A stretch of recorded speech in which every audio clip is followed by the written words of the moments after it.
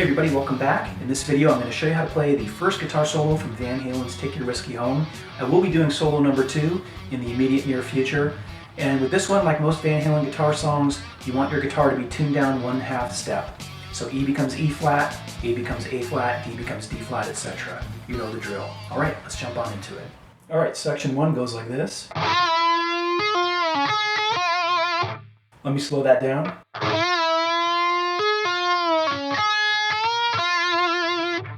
All right, now let me break that up into some smaller bite-sized pieces. The first part we're going to learn is this. All right, so before you hit that first 9th fret of the G string note and do the bend up, you're going to rake into it across those first couple strings, right? Now with that bend, you're going to go up into it pretty quick, right? I mean, really fast.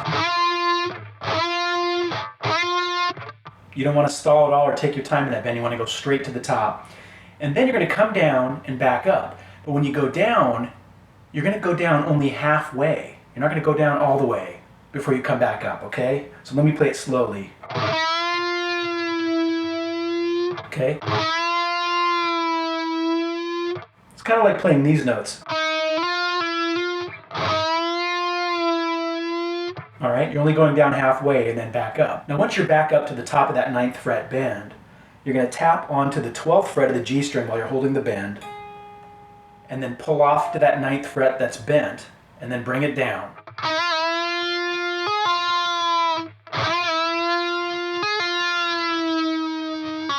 And then pull off to the 7th fret, okay?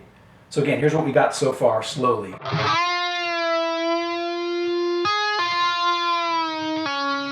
Now an alternate way of playing that first part, instead of finger tapping that 12th fret note,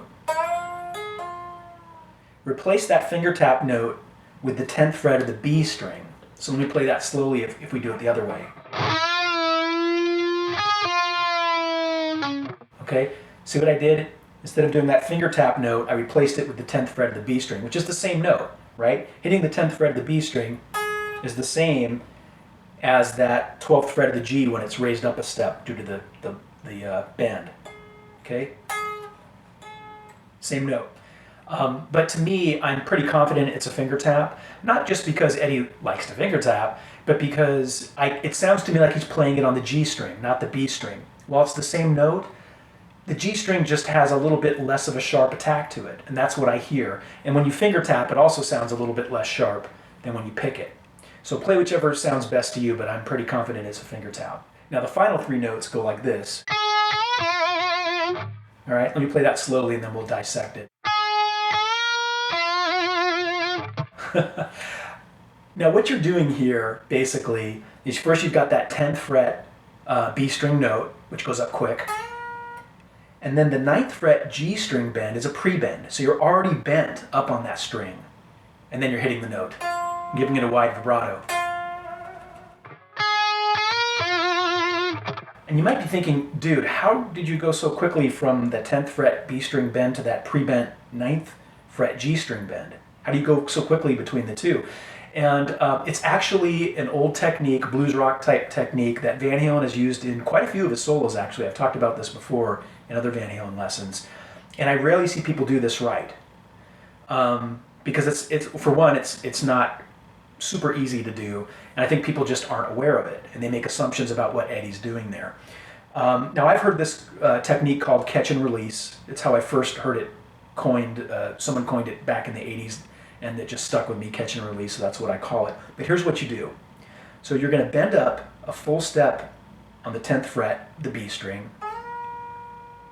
Now naturally when you do that, you're already catching the G string behind the scenes. It's impossible, in my opinion, to bend up on the B string a full step and not catch the G string behind it, okay? That just happens naturally, all right? And you want to do that. And then when you're at the top of that bend, you've got both strings now, okay? You're going to lift your leading finger off. Now my leading finger here is my pinky. That's what I originally was fretting the 10th fret of the B string. That's my leading finger here. You might be using your ring finger like this, but I'm using my pinky. Okay? So now what I do is I lift off that leading finger, my pinky, and now my ring finger is in charge. The next finger behind is now in charge of that bend, and it's holding both strings, okay? So try that. Bend up at the 10th fret of the B string, and automatically you're going to have that G string caught behind the scenes, right? And then lift that leading finger off, and now the other finger's in charge, okay? So now what you do is, and that finger's got both strings naturally, you're going to hit the G string, that 9th fret note that's already pre-bent, and give it a wide vibrato. Okay? Okay, let me play it with some volume.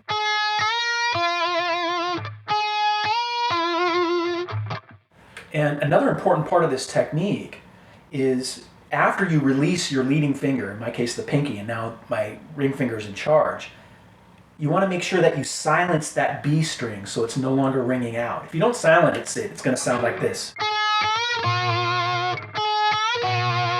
Both strings are ringing out. So what you do is as soon as you release your pinky or leading finger and you pluck that 9th fret of the G string note that's pre-bent, use one of your free fingers on your right hand to silence the B string by touching it. Okay? Let me see if I can do a close-up here so you can watch my ring finger come into play.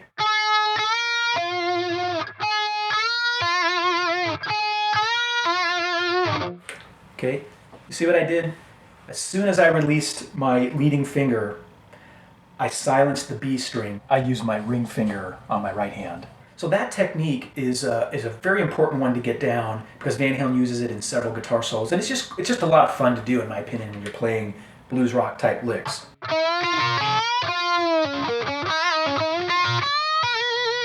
I mean, I just love doing it personally. Now, a lot of times what I'll see people do is they'll do something like this.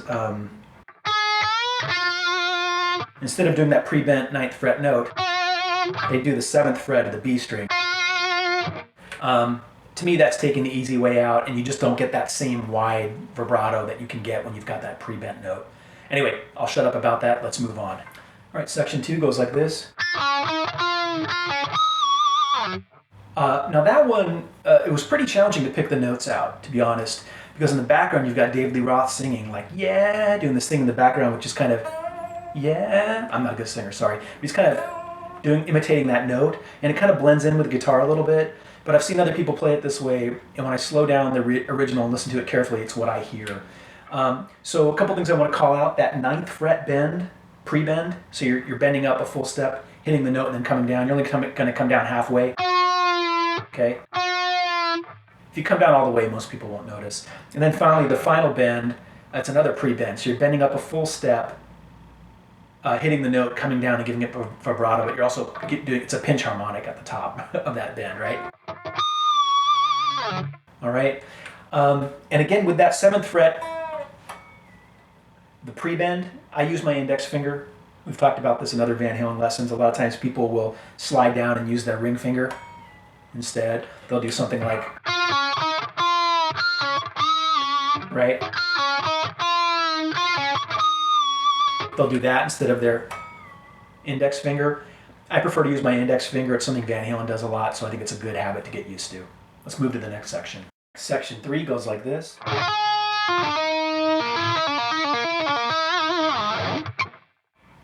All right, let me slow that down.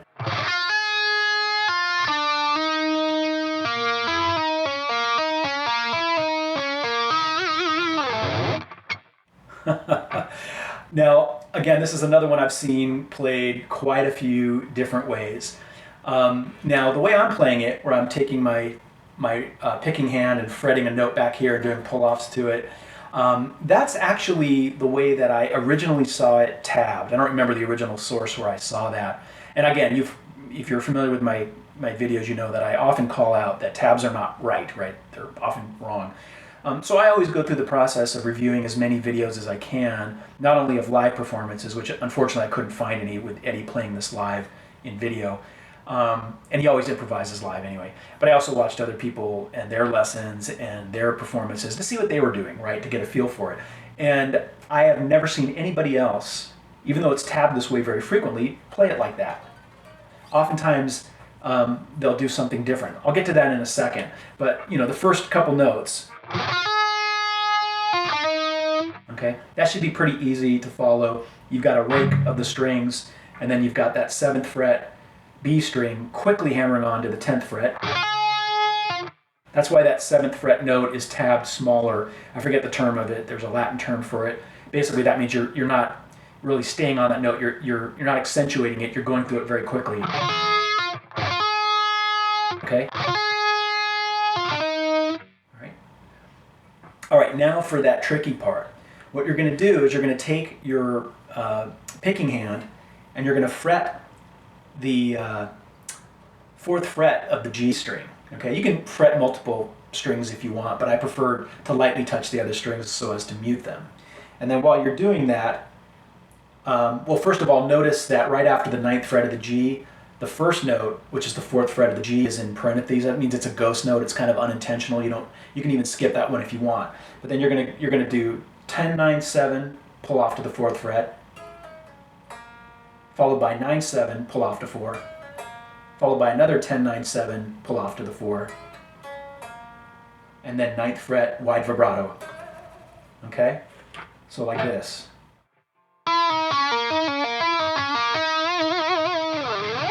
Alright?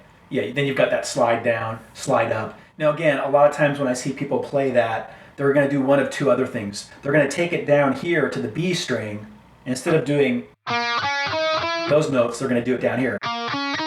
Right? So they're going to do something like this. They're going to do something like that. All right? You can do that certainly if you want, if it makes it easier. But again, when I listen to Eddie's, the original recording, to me it sounds like he's playing it on the G string. Because the G string doesn't have as much of a bright attack as the B string, and it just sounds to me more so like he's doing it on the G string because of that. In addition, when he does the slide down and slide up, he's going down and back up in such a way where it doesn't sound like he'd have enough room doing that on the B string. It just sounds like he's going further down than the B string would allow, right? There's a difference between going like this and going, right? To me, it sounds like he's doing it on the G string again because of that reason, the going down and up part, okay? And then at the end, you see that little high E string check note. I'm not sure what's going on there, to be honest. I don't know if it was a little bit of feedback, but there's this really high register note going on there, or sound. It's some sort of harmonic overtone. What I do is I typically just hit the high E string like that. But you can fill that with whatever you like. All right, the final part of solo 1 goes like this. Okay, so what he's doing there first is he's hitting the 9th fret of the G string, and he's bending up a full step, right? That distance. But as he's bending up, he's hitting the note 2 more times. Think of it this way. It's kind of like going, right? Hitting those 3 notes, but bending. Okay? So the first time you pick, it's at the bottom of the bend. The second time is halfway up, and the third is at the top. And then the final bend, he's also bending up at the 9th fret, but he's bending up 2 steps. So from here to here. That equivalent. All right? And then finally he does a pick slide followed by a tap on the approximately 15th fret of the E string and slides down. Okay? Okay, so here's this section again. Alright, that was my video showing you how to play the guitar solo number 1 from Van Halen's Take Your Whiskey Home. As I said at the beginning, I will be doing solo number 2 in the immediate near future. So feel free to subscribe if you want to catch that when it's ready. And hit the thumbs up if you enjoyed it, and leave me a comment or note down below, and I will answer all questions as time allows. Until next time, rock on.